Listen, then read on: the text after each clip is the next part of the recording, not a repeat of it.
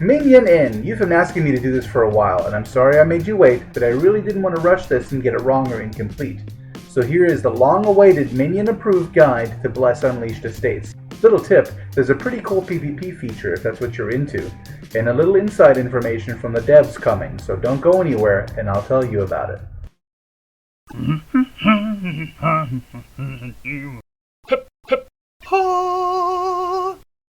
Wink.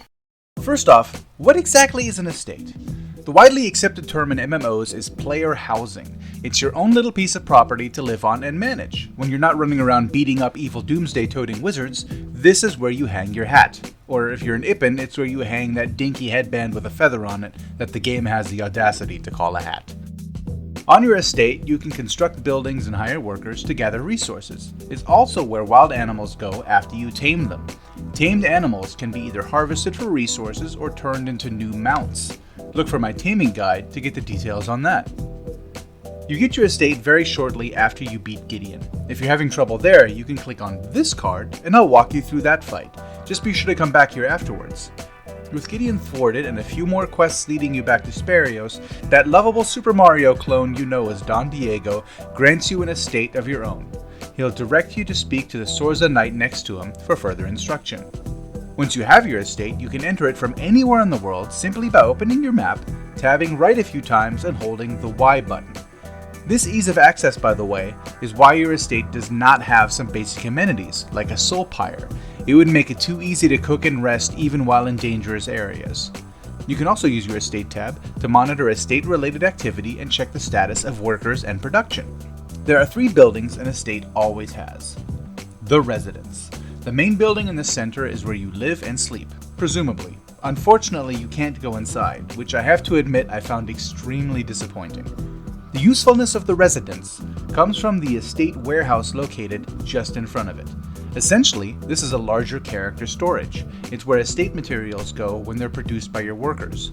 You can put anything in it, and you may be tempted to use it as an extension of your own character storage, but I urge you to resist that impulse as it will fill up very quickly with actual estate stuff. The tavern. This is where people will come from outside in hopes to hire on as workers on your estate. You'll find them sitting around inside looking unnecessarily pissed off about something and generally just bringing the mood down. Come on guys, it's a tavern. Or you can access them via the sign out front.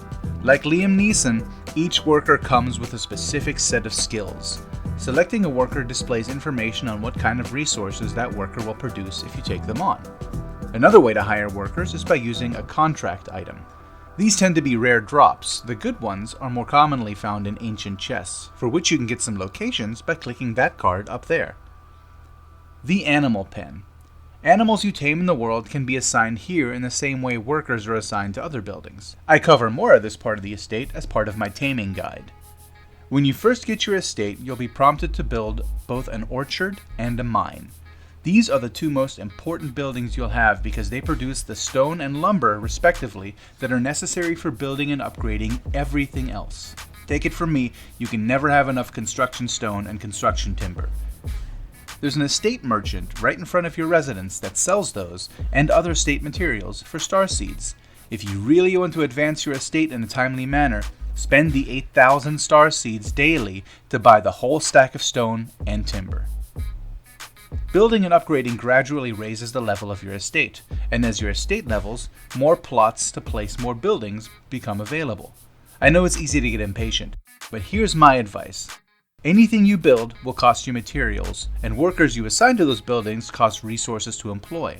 Hold off on building anything at all until your mine and orchard have been upgraded to at least rank 3. At rank 3, you can place 2 workers on a plot simultaneously for faster production. To begin production, you must first be on your estate. From there, either open the map and select the tab Manage Structures, or approach the sign in front of a structure directly. Select Assign Labor, then choose a worker to assign to the building and set the length of the production period. The longer a worker is meant to produce goods, the more material it will cost. Oh, and one more thing that is actually very cool. If you PvP, you should definitely take advantage of this. For 200 Court of the Ravens points, you can buy an item called a labor contract. After you defeat another player in open world PvP, you can use this item to force a replica of that player to work on your estate. I don't really PvP myself, so thanks to my guildie Queen Sammy for letting me post this picture of her working on her other guildie Crimson Devil's estate after capture. Now you know what you're in for and how to get the most out of your estate. And here's an inside tip. I asked the Bless Unleashed community manager Sean Brody if there were plans for guild estates, and he said it's definitely something the devs are excited to dig into. So if you're in a guild, there's that to look forward to. I'll see you guys in game. Minion out.